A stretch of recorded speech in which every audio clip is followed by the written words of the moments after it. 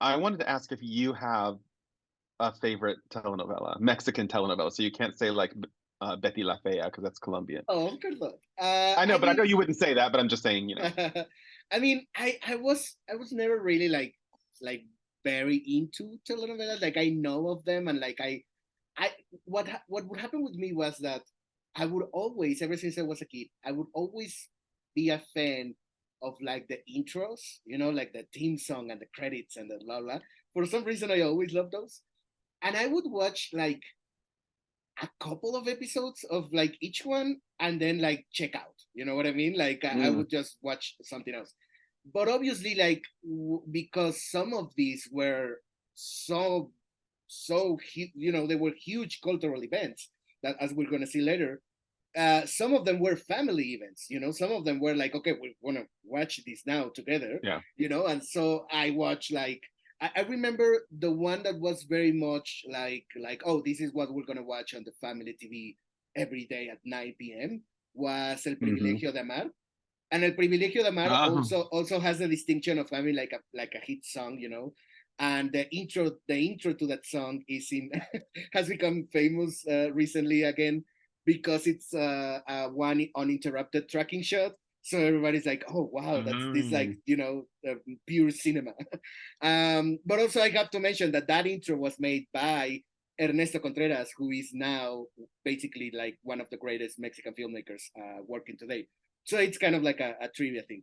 So El Privilegio de Amar was very much what we would see as a family. We would also see the historical ones because we had a couple of historical ones. We had El Vuelo del Águila. My mom loved the soundtrack. We would hear the soundtrack like on CD. We bought it and we'll hear it like in the car.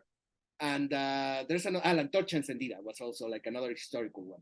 And these were telenovelas which were like set in like the war for independence and the revolution and things like this. Okay. So they were very interesting.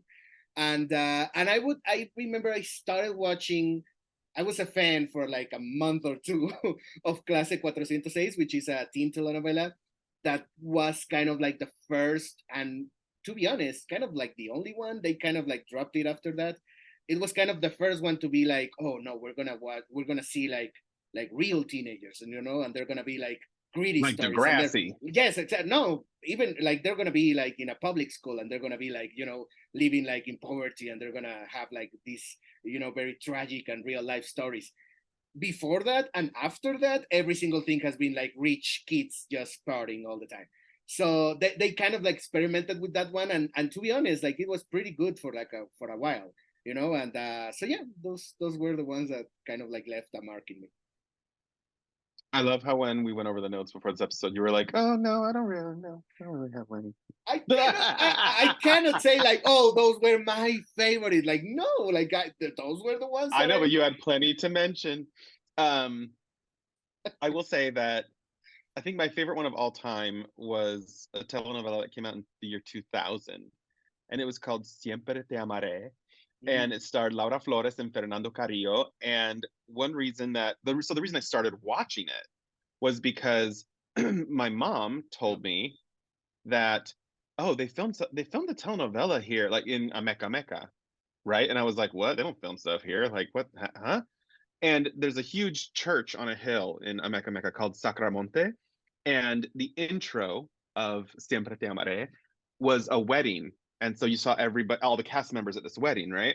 And the church they filmed that in was the Sacramonte in Amecameca. And so I was like, oh, cool, I want to see the church.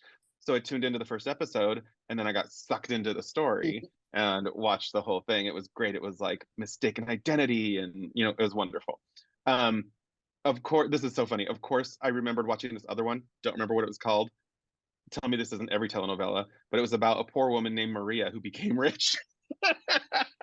So I can't tell you. I don't know which Um, one you're referring to. I also watched Dos Mujeres, Un Camino. Yeah. Yeah, I watched that one. Um, I also watched, is it Amigas por Siempre? I think that was another one. Was it for children? I think it was like a teen one. Then it's not amigos por siempre then. Yeah, I thought so. Amigos or amigas? Uh, Amigo, maybe Amigos. That's for children. That was children's telenovela. Okay, well, my mom liked a lot of the kids ones, so I Okay, watched that one too. that Like was Babies for with Telenovela. Belinda. That was with Belinda.